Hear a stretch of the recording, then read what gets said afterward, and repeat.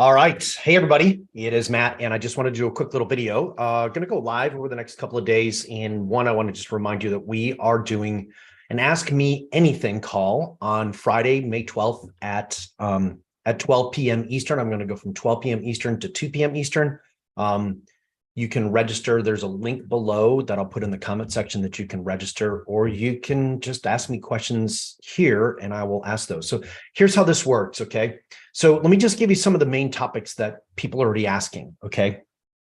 So what we've done is I've got a page set up where people are asking questions already, and I'm going to answer these live. So here is where they are kind of falling in. So if you have any of these issues, you definitely want to join in live to hear my answers live.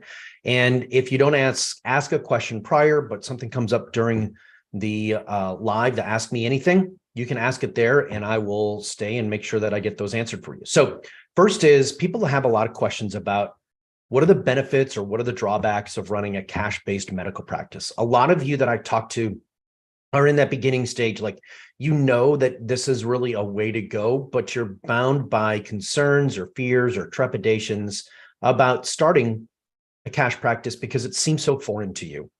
And I get it, right? Like anytime you go into a new venture, it's challenging.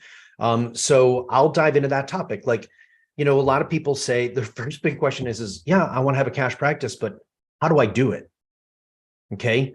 Here's a hint. It's not that much different than what you're doing now. It's just inserting cash services. The other big question is, how do I market a cash-based medical practice to attract patients? Well, the reality is you don't need to. If you have an insurance-based practice, I'll show you how you can actually get your insurance-based patients, even if it's predominantly Medicare and Medicaid. I have clients that have 85, 90% Medicare and Medicaid clients, and they make an offer to offer cash services to everyone that comes through, and anywhere between 5 to 10% of those patients will take it, which gives you enough money to go out and attract new patients. So there's no need for you to spend marketing dollars up front.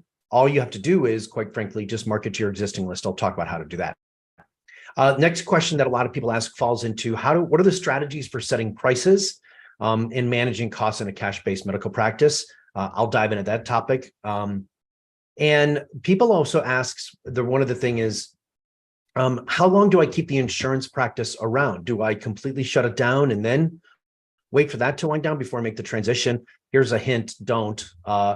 Insurance, I have quite a few clients that use the insurance model to actually attract patients into the practice, and then just use the office visit from the insurance side and then transition over to the cash. So I'm a big fan of that. It's actually a zero cost lead generation strategy. Another big question that I get is staffing. Okay. How do I find staff? I get a lot of people that are starting from square one. What do you do if you're starting from ground zero and you don't have a list of patients already? And there's some other basic questions that come up is, what is the future of cash-based medical practices and the impact on healthcare reform? This is a really big question as well.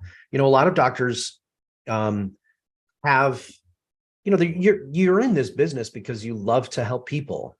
And, let's be frank, a lot of cash services for some people are going to be outside the realm of financial possibility.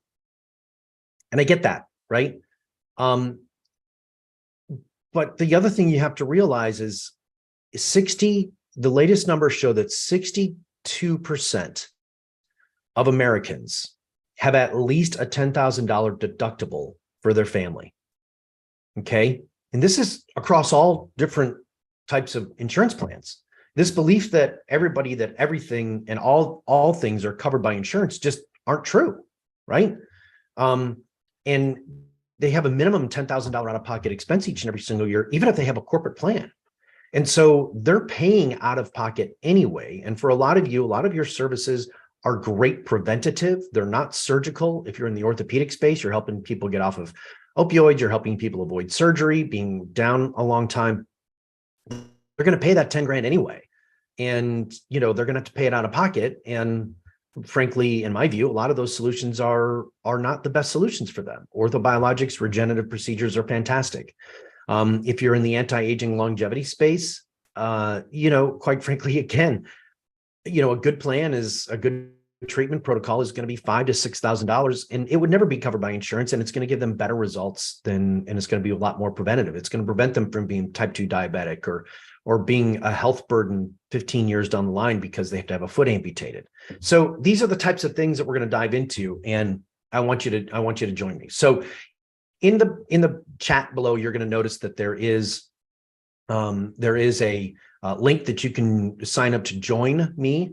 But this is important stuff, right? Like I can't stress to you enough.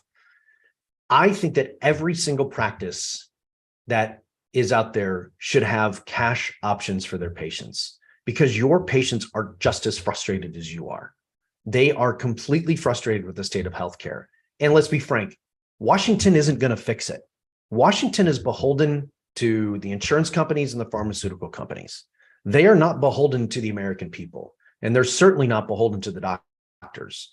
You know, I think it's great, and I think it's noble, and I think it's smart for us to continually involve ourselves in those conversations. But the reality is Washington has a history of screwing you. Okay. Let's face it, they get more campaign money from the pharmaceuticals and from the large hospital groups and from the insurance companies. And we just can't compete with that. So let's just go direct to the consumer. Let's have our own little revolution. We may not be able to change Washington, but we certainly can change Main Street. And so I want you to join me on this Ask Me Anything. I've never done this before. I do this for people that are not members of my groups. This is something that I do in our paid group. This is the first time I've ever done this for anybody, either on LinkedIn or Facebook or YouTube, however you follow me and watch me. Take advantage of this. So I look forward to seeing you on it. Have yourself a wonderful day.